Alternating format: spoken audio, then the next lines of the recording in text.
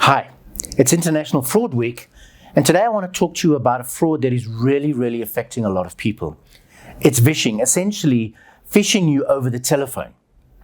What I want to do in the next couple of minutes is just describe in some level of detail how this telephone fraud or vishing fraud works.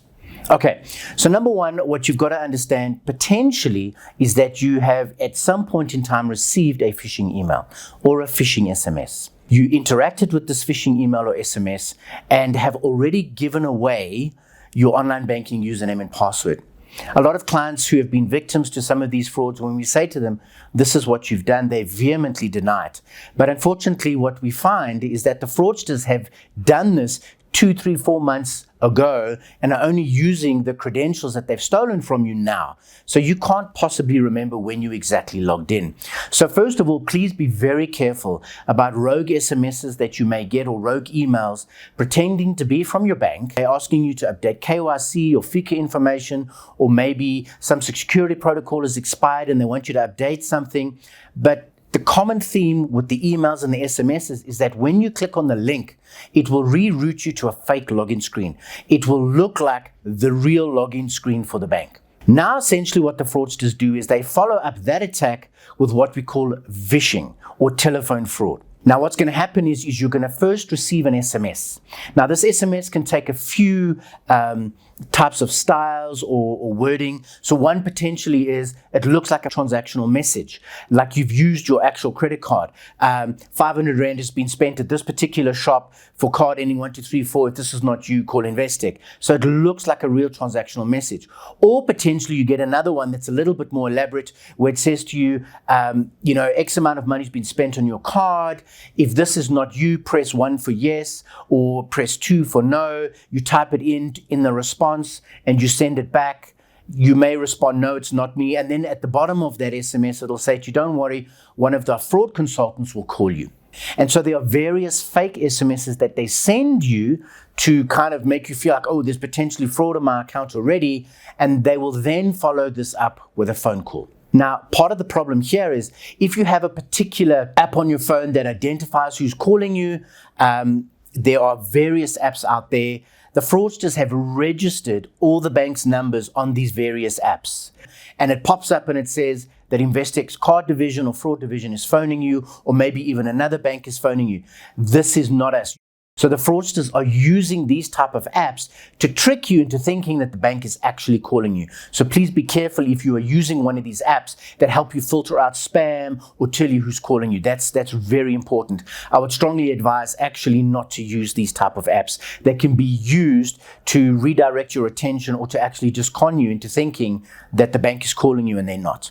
So now that you get this phone call, you pick up the phone and a guy says to you he's phoning from the fraud team or from card division. They then say to you, thank you for responding to the request. You've responded 2 for no. Or if it was just a transactional SMS, they say to you, they've noticed this fraud in your account. Can you confirm if it's genuine or not? You immediately say, no, it wasn't me, because you've literally received the SMS 10 minutes ago. And they say to you, don't worry, we can stop everything. We can reverse the transaction.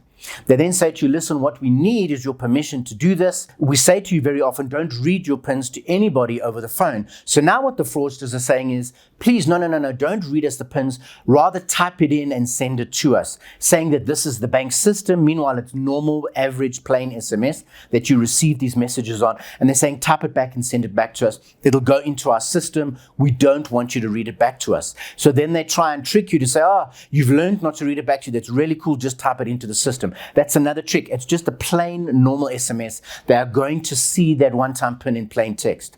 Now, the initial attack is actually them logging into your online banking, and the system, the genuine system, is generating a one-time PIN to let you into the banking app. Now you give this OTP away either over the phone, or you type it into the same screen where you received the fake transactional messages, and you literally let the fraudsters into your account. That's one way that the attack vector works. Then what they start to do is they say to you, listen, we're going to reverse this transaction. And they say, okay, it's been successfully reversed. They even send you a fake SMS that says X transaction has been reversed successfully. So now you have some sort of feeling of confidence. Now what they start to do is they start to either transfer money out of your account, or they even create cards, virtual cards in your account, and they start to use those cards on online shopping. Now you receive a genuine text to say, 1,500 Rand has been spent at this particular site. The fraudster says, we've just seen a 1,500 Rand transaction. This looks fraudulent. Can you confirm? You immediately say, yes, it's fraud. Meanwhile, it's the fraudster in your account that is now using your card information online. They say to you, okay, we need to follow the same procedure. Please just send us the one-time PIN that you've received, put it back into the system. Don't read it back to us potentially, so that we can reverse the transaction. You then send it, and they then say to you, okay, we've successfully reversed the transaction. Meanwhile, what you do is you inadvertently authorize your card information to be used by the fraudsters. Vishing is very successful. We've seen a lot of our clients who have fallen prey to this attack. So really what I want you to do is, if you get a message out of the blue, a transaction message that looks like someone's used your card, just remember that you could potentially are going to receive this call now from the bank. What's really, really important is to distinguish, am I dealing with the genuine bank, or am I dealing with fraudsters? Now, how can you make that distinction? The banks will never ask you to repeat those one-time PINs to anybody over the phone, or even type it back into an SMS or any system to do anything. The banks will never ask for that. That should be a huge red flag that you are not dealing with the genuine bank, and that you are potentially dealing with fraudsters. And so if this pattern or sequence of events starts to occur, rather just err on the side of caution, okay? And rather say to them, listen, I'm going to rather call you back just to confirm that I'm dealing with the real bank. And if you look on the back of your card, the number for the call center is there, the client support center is there.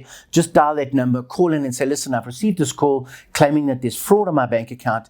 Have these transactions actually gone off? Or what you could potentially do is literally just say to them, you'll call them back and you'll hang up, and you will then go into your bank account on your phone or on your laptop, and you will check whether you've actually had fraud or not. Okay, that's very important. So please be very circumspect. If you receive these transactional messages and then this follow-up phone call, rather just err on the side of caution.